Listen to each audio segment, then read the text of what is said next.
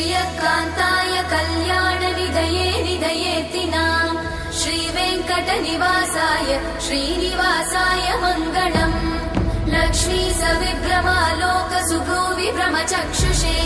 चक्षुषे सर्वलोकानां वेङ्कटेशाय मङ्गलम् श्रीवेङ्कटाद्रिशृङ्गाग्रमङ्गलाभरणाङ्गये मङ्गलानां निवासाय श्रीनिवासाय मङ्गलम्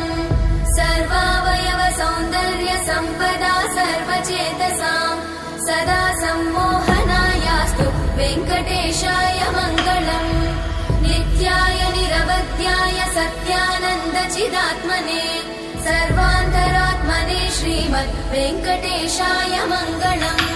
स्वतः सर्वविदे सर्वशक्तये सर्वशेषिने सुलभाय सुशीलाय वेङ्कटेशाय मङ्गलम्।